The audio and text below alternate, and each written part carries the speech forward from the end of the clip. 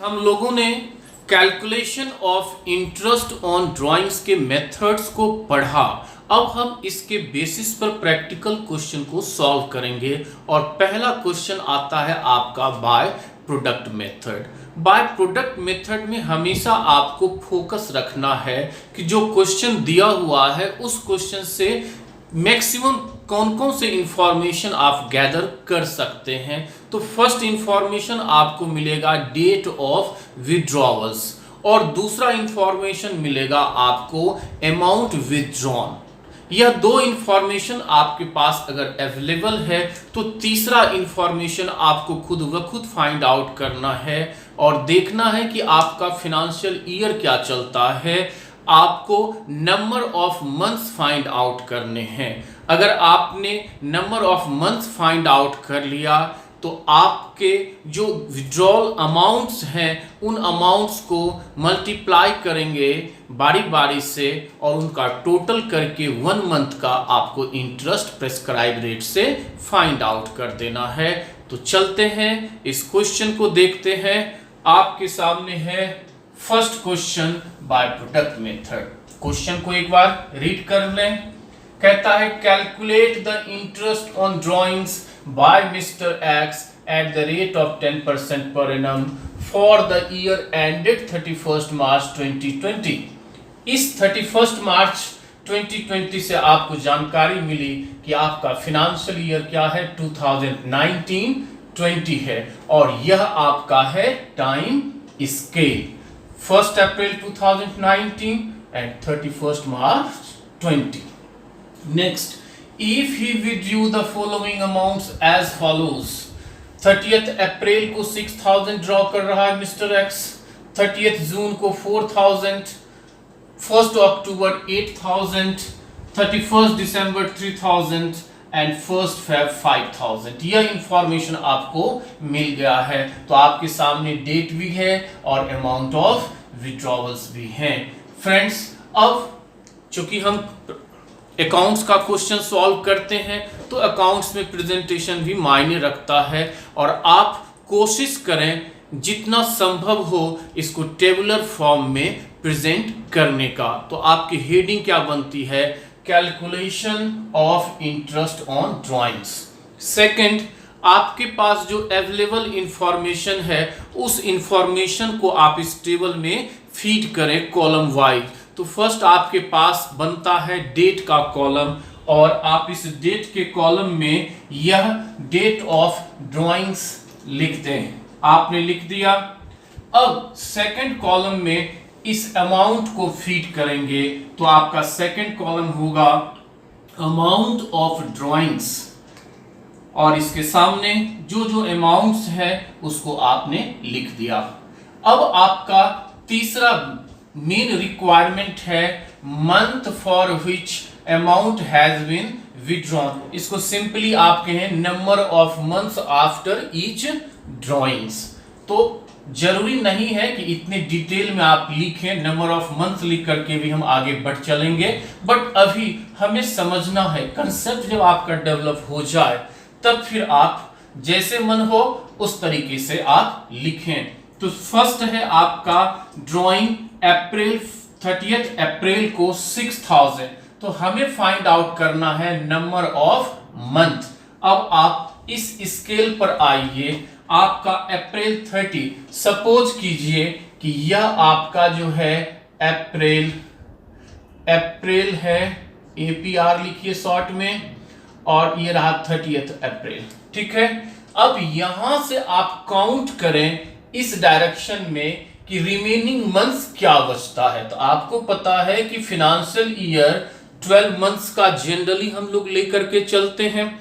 तो इधर काउंट करने से अच्छा है आप इसको काउंट कर लें। इधर आपका 1 मंथ हो गया तो रिमेनिंग मंथ कितना हो गया, इधर 11 मंथ हो गया। कहने का मतलब है कि फर्स्ट ड्राइंग्स के बाद नंबर ऑफ मंथ्स कितने हो गए, 11 हो गए। आपने 11 लिख दिया। अब इन दोनों को मल्टीप्लाई करें तो 66,000 हो गया। इसको क्या नाम देंगे, प्रोडक्ट नाम देंगे। अब सेकेंड ड्राइंग की बात करते हैं फ्रेंड्स। 30th जून को 4000 ड्रॉ होता है। तो इस स्केल पर आप चलिए और लिखिए यहां पे आप लिखिए जून 30 और फिर यहां से आप काउंट कीजिए कि कितने महीने रिमेनिंग बच गए। फिर देखें कि इधर आपको ज्यादा काउंट करना होगा, इधर कम करना होगा, तो इधर से ही काम चला लें।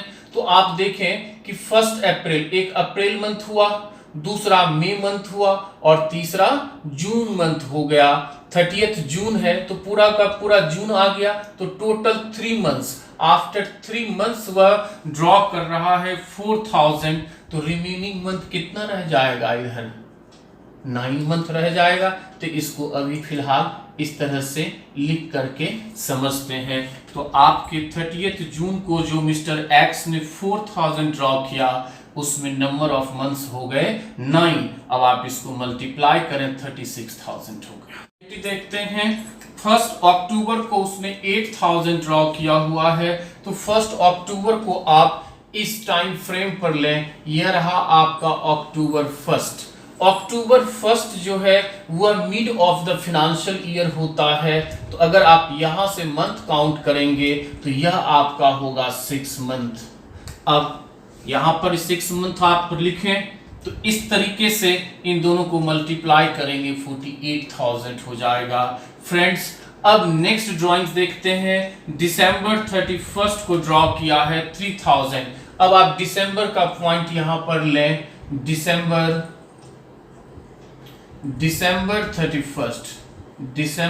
31।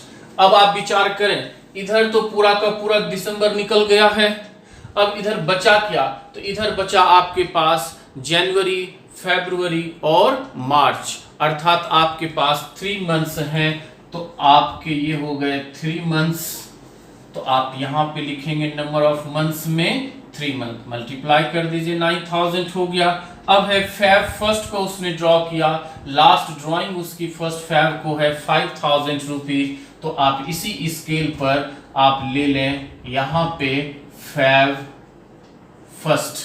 अब देखें कि फेब 1 तो पूरा का पूरा मंथ फेब रह गया और एक मंथ मार्च हो गया, तो टोटल आपके पास 2 मंथ्स रह गए।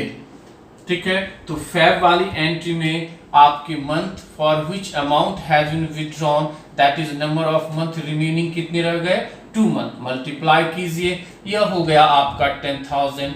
अब इसका आप टोटल कर लें, यह होता है 1,69,000, तो टोटल ऑफ प्रोडक्ट्स।